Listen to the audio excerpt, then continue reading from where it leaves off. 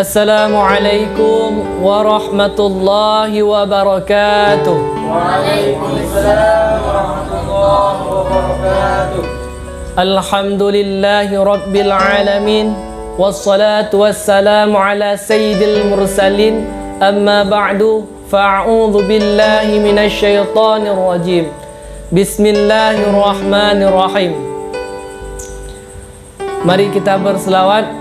Assalatu wassalamu alaika ya Rasulullah. Assalatu wassalamu alaika ya Rasulullah. Assalatu wassalamu alaika ya Habiballah. Assalamu alaika ya Habiballah. Assalatu wassalamu alaika ya Nabi Allah. Assalatu wassalamu alaika ya Nabi Allah. Wa ala alika wa ashabika ya Nur Allah. Wa ala alika wa ashabika ya Nur Allah. Sallu ala al-habib sallallahu ta'ala ala Muhammad. Saudara muslimin, ketahuilah, dijelaskan dalam kitab Syarih Us-Sudur bahwa 4 sebab seseorang itu su'ul khatimah. Apa itu su'ul khatimah? Su'ul khatimah adalah di ketika seseorang itu sampai nyawanya di leher, sampai nyawanya di tenggorokan, sampai akhir hidupnya dengan keadaan hina, dengan keadaan buruk, dengan mati tidak membawa iman. Itulah yang dinamakan dengan su'ul khatimah. Seseorang sudah ada tanda-tanda di mana matinya, di mana meninggalnya, dia su'ul khatimah itu ada 4. Yang pertama, wahai saudara muslimin, yang pertama adalah orang-orang yang meninggalkan solat. Orang-orang yang meninggalkan solat, maka dia sudah ada tanda-tanda pada dirinya. Nanti dia waktu mati, dia tidak akan membawa iman. Nanti di waktu dia mati, dia tidak akan bisa mengucap La ilaha illallah Muhammadar Rasulullah. Itulah yang menyebabkan seseorang itu matinya hina, matinya tidak membawa iman. Meninggalkan solat yang bagaimana? Meninggalkan solat, dia solat tapi menunda waktunya. Dari zuhur dia bawa ke asar, padahal waktunya panjang, tapi dia menunda sampai salat zuhur menjadi salat qadha, bukan salat ditunaikan pada waktunya. Jangan pernah lalai dalam salat. Waktu azan berkumandang di masjid, waktu imam bertakbir, segeralah kita ke masjid. Walaupun kita muda, tapi umur kita belum tentu sampai waktu tua. Dari mudalah kita belajar untuk ke masjid, untuk beribadah, untuk salat berjamaah. Yang kedua, wahai saudara muslimin, yang menyebabkan seorang itu matinya hina, matinya tidak membawa iman, adalah orang-orang yang meminum alkohol, orang-orang yang menghirup sabu-sabu, orang-orang yang memakan ganja, orang-orang yang merusak dirinya dengan hal yang memabukkan. Orang itulah yang nanti matinya, yang nanti ruhnya sampai ke tenggorokan. Itulah orang-orang yang tidak bisa mengucapkan la ilaha illallah Muhammadar Rasulullah. Semoga kita semua diberi keberkahan, diberi kita nanti lidah kita mudah mengucapkan la ilaha illallah. Marilah kita menghadiri pengajian-pengajian. Marilah kita setiap hari berzikir kepada Allah. Kita biasakan lidah kita mengucapkan la ilaha illallah. Karena di waktu mati, di waktu sakaratul maut, itu ada 2 syaitan yang mendampingi kita. Sesampainya badan kita kaku, badan kita dingin dari kaki sampai pusat, sampai saatnya malaikat penarik nyawa mengangkat ruh kita sampai tenggorokan. Disitulah 2 iblis datang yang menyerupai orang yang kita cintai. Apakah itu orang tua ataupun istri kita yang kita sayangi. Oleh karena itu, biasakan diri kita dalam berselawat, biasakan diri kita dalam berzikir. Selalu kalau ada waktu yang kosong, isikan dengan zikir. Karena lidah ini perlu diasah, karena di waktu mati tidak susah dalam mengucapkan la ilaha illallah. Karena itu akhir hidup kita. Itulah babak terakhir penilaian apakah itu kita surga ataupun neraka. Nauzubillah.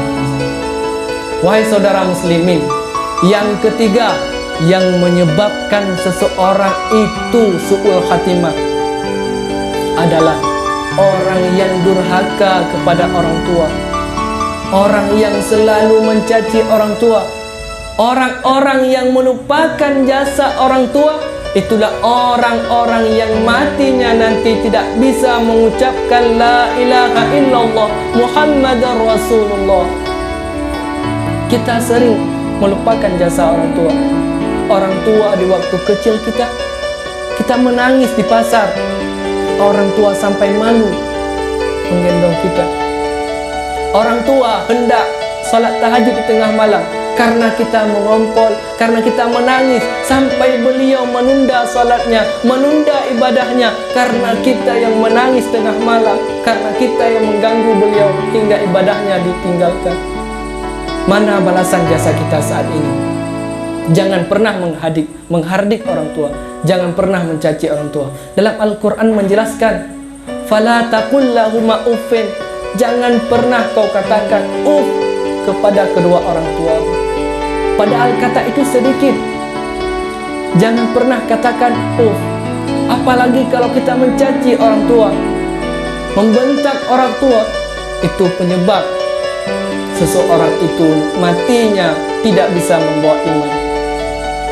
Mari kita membuat orang tua kita senang. Mari kita membuat orang tua kita bahagia. Ada hadis Rasulullah yang maknanya, yang artinya,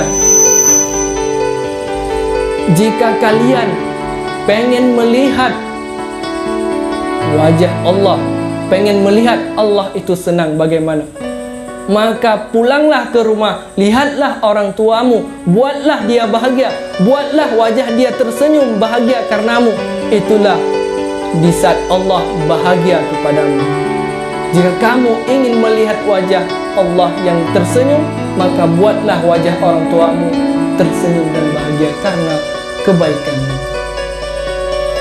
Wahai saudara muslimin, yang keempat yang membuat seseorang itu matinya tidak bisa membawa iman adalah orang-orang yang sering menzalimi orang muslim. Orang-orang yang menzalimi orang muslim, orang-orang yang membunuh, orang-orang yang menyiksa orang muslim, itulah orang-orang yang matinya tidak bisa membawa iman. Orang-orang yang sering memukul, menghina orang muslim, menghina sesama Islam, dia mati tidak akan bisa lidahnya berkata la ilaha illallah. Ingat wahai saudaraku, kadang bukan dengan tangan kita menghardik orang muslim, tapi dengan lidah kita. Itulah penyebab orang itu bisa membunuh 1000 orang walaupun tangannya tidak bergerak, tapi dengan lisannya dia bisa membunuh umat manusia di seluruh dunia. Ingatlah manusia, lidahmu, ada pepatah mengatakan lidahmu itu bagaikan pedang. Jika kau salah pakai lidahmu, maka pedang itu akan menyakiti dirimu sendiri. Maka pergunakanlah lidah dengan baik. Di saat kita berbicara dengan orang lain, hati-hati. Kadang kita berbicara dengan bercanda, tapi kita tidak tahu hati manusia itu bagaimana. Kadang dia sakit dengan ucapan kita. Itu bagaimana caranya?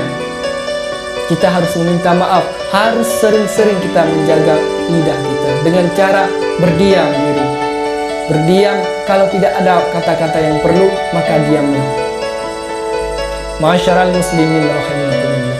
Wahai saudara muslimin, jika kita pernah mengatakan yang buruk-buruk Jika kita pernah durhaka kepada orang tua, jika kita pernah menzalimi orang muslim, maka bertaubatlah, bertaubatun nasuha.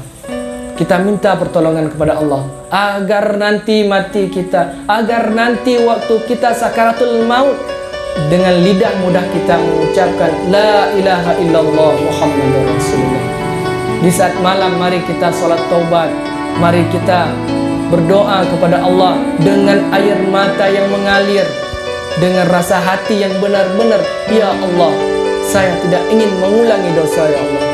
Saya ingin bertobat karena nyawa saya belum tentu bisa hidup sampai umur 30 tahun, 40 tahun, 50 tahun. Mungkin bisa jadi nanti kami pulang, ya Allah. Bisa jadi kami meninggalkan dunia ini, meninggalkan orang tua, meninggalkan anak-anak istri, dan tidak bisa melihat lagi wajah orang tua, tidak bisa lagi melihat anak-anak kesayangan, tidak bisa melihat lagi kawan-kawan yang selalu bersama. Maka dari itulah kita kalau bisa sekarang kita salat taubat, kita berminta maaf kepada Allah. Masyarul muslimin, itulah das yang dari singkat dari saya. Kalau ada kesalahan kami minta maaf. Sallu alal habib sallallahu ta'ala